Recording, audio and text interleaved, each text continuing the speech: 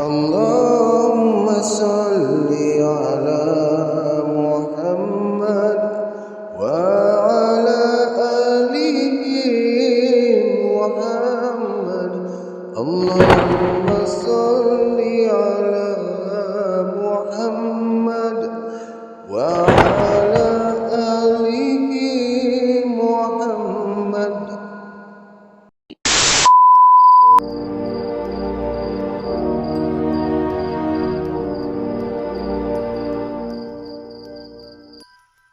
Nampaknya usaha saya untuk belajar ilmu kebatinan selalu mendapat halangan. Kalaupun nenek saya tak benarkan, orang berkenaan yang mempunyai ilmu kebatinan itu pula enggan mengajarkan kepada saya. Bagaimana seorang kawan saya memberitahu, memangnya sukar bagi orang-orang yang mempunyai ilmu kebatinan mahu menurunkan ilmunya kepada seseorang.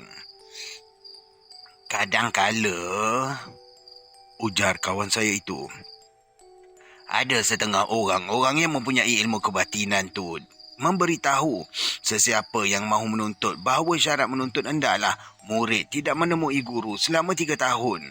Selepas sahaja ilmu itu diajarkan. Kenapa pula macam tu? Tanya saya ingin tahu. Kononnya, kata kawan saya itu lagi, kalau bertemu dalam tempoh yang ditetapkan, salah seorang darinya akan mati. Sebab itulah orang-orang yang mempunyai ilmu kebatinan tidak akan menurunkan ilmunya kepada seseorang sebelum tiba waktunya. Jelas kawan saya itu selanjutnya.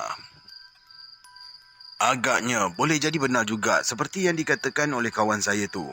Sejak beberapa waktu saya mahu belajar sesuatu dari orang-orang tertentu, mereka enggan mengajarkannya kepada saya.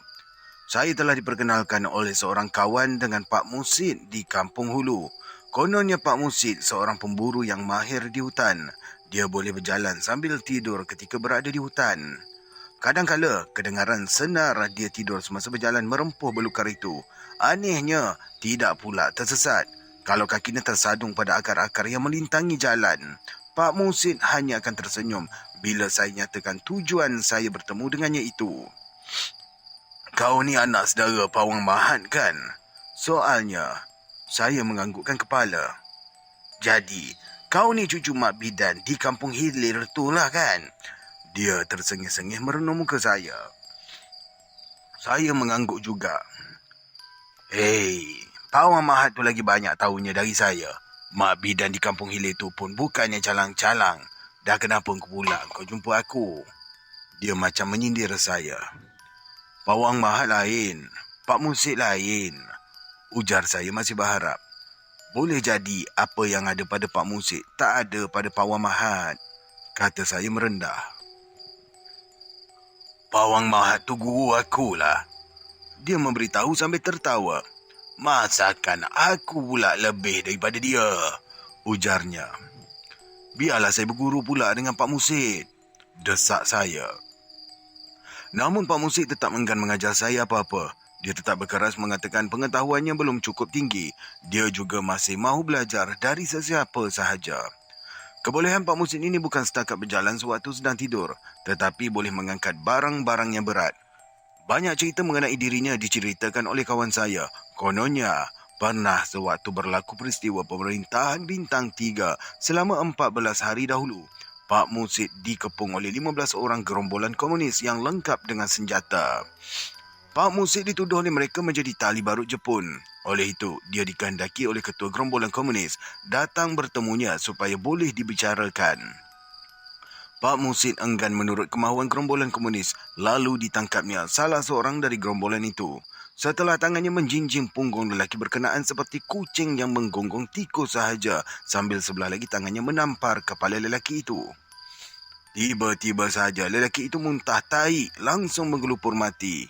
Apabila melihat keadaan kawannya itu, kesemua anggota gerombolan yang hendak menangkap Pak Musid bertempiaran lari.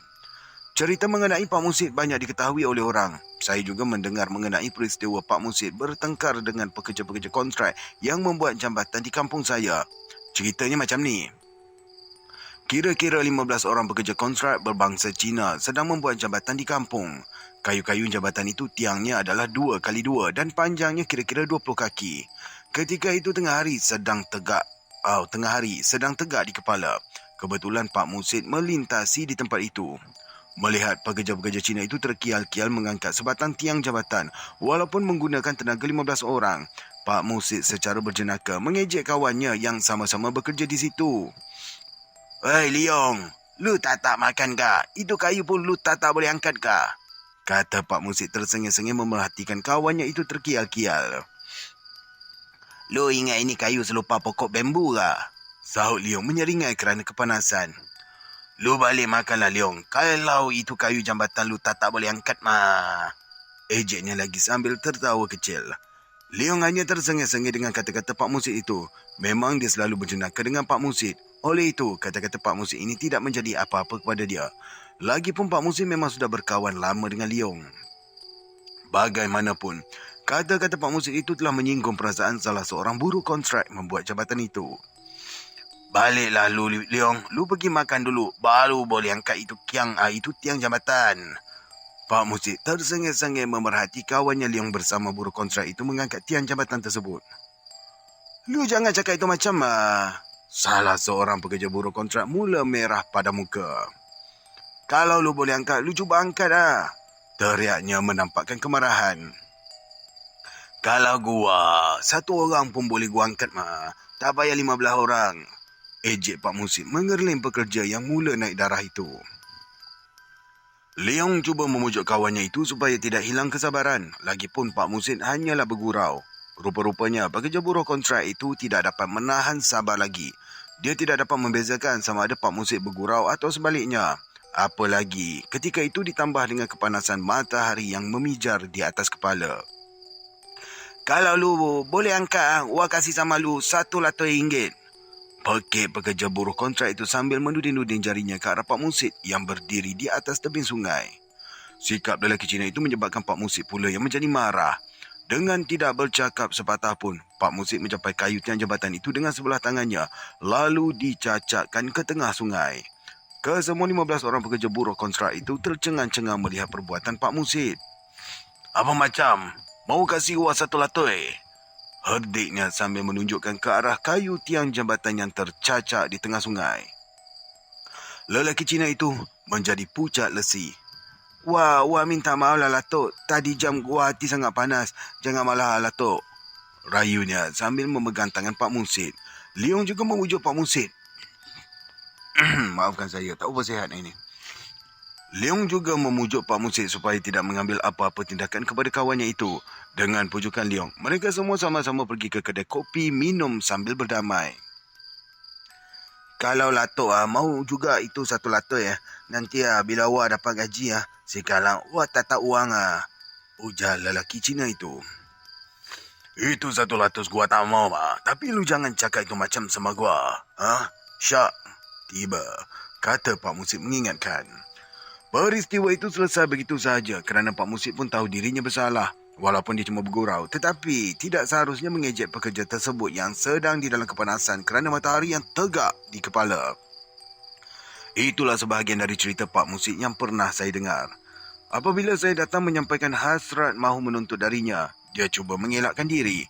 Berbagai-bagai dalih diberikan kepada saya, tetapi saya tetap berusaha mendesak Pak Musid supaya mengajarkan sesuatu kepada saya. Bagaimanapun dia tetap dengan pendiriannya, tidak mahu mengajar saya. Kata Pak Musid, "Ilmu kebatinan untuk dunia tidak beri manfaat apa-apa pun. Tuntutlah ilmu kebatinan untuk dunia dan akhirat."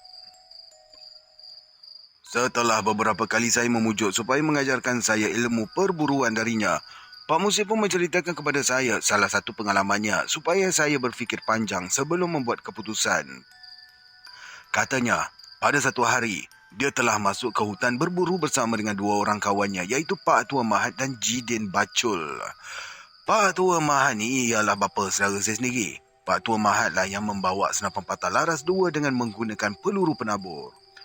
Setelah tidak berjaya mendapat apa-apa, mereka mengambil keputusan bermalam saja di hutan sambil menepuk pelanduk.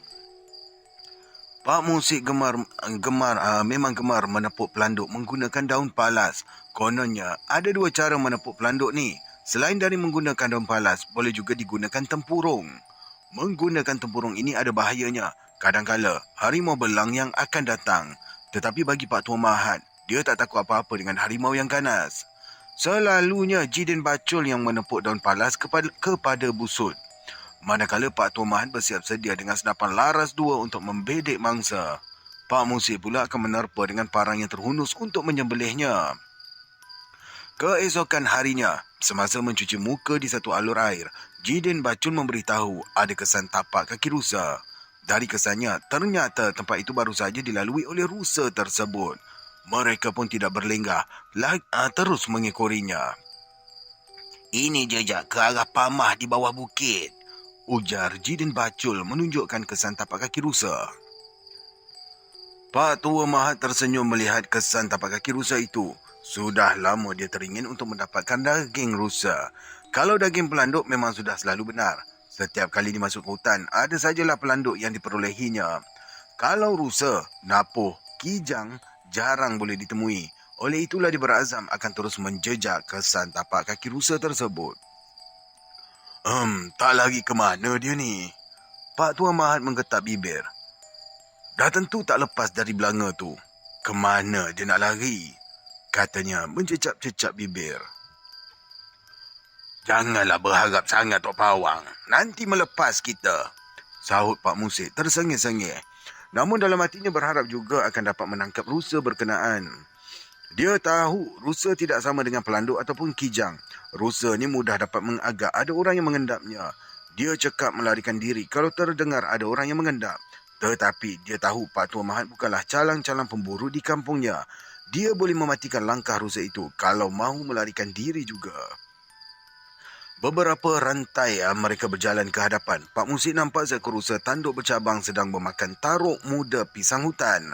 Cepat-cepatnya menepuk bahu Pak Tua Mahat sambil menunjukkan ke arah rusa yang tercengang-cengang di tengah belukar pisang hutan itu. Pak Tua Mahat tidaklah terus membedek. Dia berdoa dengan menadah tangan terlebih dahulu. Sebelum membedek, muncung senapang mencari sasaran. Pak Musid sudah bersedia memegang hulu parangnya dengan kemas. Sekiranya tembakan Pak Tua Mahat menepati sasaran, dia akan menerpa ke hadapan mengunus parangnya dan dialah yang akan menyembelihnya. Sudah tentulah Jidin Bacul akan membantu dia menekankan kepala rusa itu ke tanah supaya tidak dapat bergerak. Kecekapan Jidin Bacul membantu inilah yang menyebabkan dia selalu dibawa ikut bersama berburu. Matahari baru mahu tegak di kepala semasa mereka bertiga mengendap rusa di tengah belukar pisang. Pak Tuan Mahat berhati-hati membedek muncung senapangnya. Sekaligus dentuman senapang berbunyi menggema di tengah belukar pisang hutan. Sekaligus itu juga rusa menyerbu belukar pisang itu macam babi yang menyondol tanah. Ada beberapa langkah menyerbu. Rusa itu terhuyung hayang lalu rebah ke dalam belukar. Cepat-cepat Pak Musid menerpa sambil menghunuskan parangnya, diikuti oleh Jidin Bacul. Sebaik saja sampai di tempat rusa itu rebah, Jidin Bacul memekik sekuat hati dalam keadaan yang ketakutan. Kita dah tertembak orang ni, Tok Pawang, jeritnya tercungap-cungap. Pak Musid undur ke belakang sedikit. Dilihatnya yang terbaring di tengah belukar pisang hutan itu bukanlah seekor rusa, tetapi lelaki Cina tua yang memakai serba hitam. Ayah, tolong sama gua lah, Tok. Rengek api tua itu kesakitan sambil tangannya menekuk kesan darah pada bahagian kepala. Pak Musid tertegun tidak dapat bercakap sepatah apapun.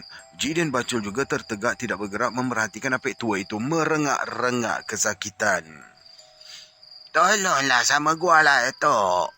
Rintihnya menusuk-nusuk perasaan Pak Musid. Apabila Pak Tuan Mahat menjengah apik tua itu terketar-ketar menekup kesan darah pada kepalanya. Peluh pula memercik pada dahi Pak Tuan Mahat. Dia mendongak ke atas memerhatikan matahari yang belum lagi tegak di kepala. Kemudian memerhati dahan pokok-pokok hutan yang menjulang tinggi. Aku tak fikir ni geruh aku. Perkara geruh memang adat orang ke hutan, bisik Pak Tuan Mahat sambil merungkai kain lilit kepalanya yang berwarna hitam. Siap kita Musid. Geruh tak dicari, malang tak ditempah. Tapi kalau dah kata berjawab, gayung bersambut juga. Dia berlegar di sekeliling tubuh apik tua yang masih terbaring di dalam belukar pisang hutan. Kawan serah pada awak lah, Tok Pawang, sahut Musid lalu menacakkan mata parang ke tanah. Lah, Tok. Tolonglah lah, Tok. Tolong sama gua lah, Tok. Rintih apik tua itu lagi merengek-rengek. Dia berlega-lega juga di sekeliling tubuh apik tua tersebut sambil mengibas-ngibaskan kain hitam lilit kepalanya di tubuh apik tua itu. Tolonglah sama gua lah, Tok. Rintihnya menusuk-nusuk perasaan Pak Musid. Apabila Pak Tua Mahat menjengah apik tua itu yang terketar-ketar menekup kesan darah pada kepalanya, peluh mula memercik pada dahi Pak Tua Mahat. Dia mendongak ke atas memerhati matahari yang belum lagi tegak di kepala, kemudian memerhati dahan pokok-pokok hutan yang menjelang tinggi. La ilaha illallah, kenapa yang saya terulang balik dekat sini? Oh, dia terkopi paste banyak ni. Biasalah zaman-zaman dulu kan. Baik, kita teruskan. Aku tak cari kau, tapi kau yang datang cari aku. Aku tak minta geruh kau, tapi geruh kau yang nak minta aku. Pak Tua Mahat menyeru dengan mengibas-ngibas kain hitam dilit di kepalanya. Aku tahu asal kau jadi. Orang menengadah ke langit asal kau jadi. Pulang pulih kau kepada asal kau. Seru Pak Tua Mahat lagi. Matilah wah, Tok. Matilah wah. Tolong sama wah, tolonglah lah, Tok. Rengek apek tua yang terbaring di dalam belukar pisang hutan itu. Kakinya terkinjal-kinjal seperti kaki rusa yang menendang angin. Pak Tua Mahat terus mengibas-ngibaskan hitam ke tubuh apek tua itu. Setiap kali dia mengibas-ngibas, mulutnya terkumat kehamid membacakan jampi serapah. Rengek apek tua itu tiba-tiba beransur hilang. Pak Musid nampak kepala apek tua itu sedikit demi sedikit berubah menjadi kepala rusa. Bulu rusa itu tegak meremang dengan darah yang memercik. Lama-kelamaan, tubuh tersebut terus berubah menjadi rusa seperti yang ditembak oleh Pak Tua Mahat tadi. Cepat sembelih Musid, perintah Pak Tua Mahat. Kain hitam lilit kepala tidak lepas dari tangannya. Dia terus mengibas-ngibas kain tersebut macam mengawalkan sesuatu. Pak Musid pun tidak bertangguh lagi lantas mengunus parang yang tercancang di tanah. Cepat-cepat dia menyembelih rusa yang sudah tergolek di dalam belukar pisang hutan. Jin dan Bacul yang membantu menekan kepala rusa berkenaan ke tanah. Kepala lututnya disandal kuat-kuat pada bahagian telinga rusa itu. Setelah siap disembelih, Pak Musid nampak bulu rusa itu masih tegak meremang. Terasa juga gerun di hatinya melihatkan peristiwa tersebut. Tetapi dia tetap cekal selagi Pak Tua Mahat ada tertegak di situ. Pak Tua Mahat masih lagi berkeliling sambil mengibas-ngibas kain hitam di tangannya. Aku tahu asal kau jadi. Orang menegadah ke langit asal kau jadi. Pulang pulih kepada asal kau. Jangan kau ganggu anak cucu Tok Malim. Seru Pak Tua Mahat berulang kali. Pak Musid pula duduk bersila di kepala rusa yang sudah disembelih itu. Sambil menegadah tangan, dia juga ikut sama berseru. Mati kau ditimbun tanah tambak. Kerat temiang panjang pendek akan pelemang hati hempedu rawan kau. Datang kau dari Bencah Mahang, balik kau ke Bencah Mahang. Datang kau dari Rimbas Kampung, balik kau ke Rimbas Kampung. Aku tahu asal kau jadi. Dua orang pawang pemburu itu bersatu menghadapi dugaan di hadapan mereka. Jin Bacul hanya memerhatikan saja kelakuan dua orang pawang pemburu berkenaan. Dia sendiri tak tahu apa yang harus dilakukan kerana rusa yang ditembak itu tiba-tiba bertukar menjadi seorang lelaki Cina yang sudah tua. Setelah bertukar semula menjadi rusa, bulunya tegak meremang seperti berus dawa yang keras. Keanehan ini benar-benar menggerunkan hati Jin Bacul.